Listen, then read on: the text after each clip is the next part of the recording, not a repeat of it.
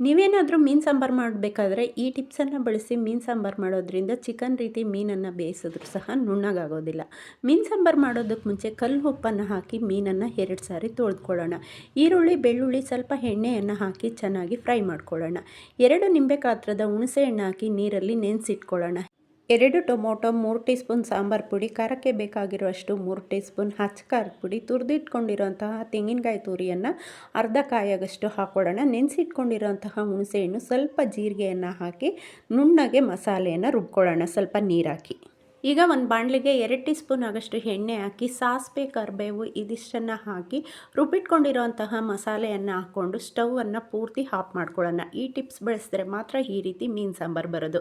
ಸಾಂಬಾರು ಕಂಟೆಸ್ಟೆನ್ಸಿಗೆ ಎಷ್ಟು ಬೇಕೋ ಅಷ್ಟು ನೀರನ್ನು ಹಾಕಿ ರುಚಿಗೆ ಬೇಕಾಗಿರೋಷ್ಟು ಉಪ್ಪನ್ನು ಹಾಕಿ ಮೀನು ಪೀಸಸನ್ನು ಹಾಕಿ ಸ್ಟವ್ ಆನ್ ಮಾಡಿ 10 ನಿಮಿಷ ಬೇಯಿಸ್ಕೊಂಡ್ರೆ ರುಚಿಯಾಗಿರೋಂತಹ ಮೀನು ಸಾಂಬಾರು ರೆಡಿಯಾಗಿದೆ.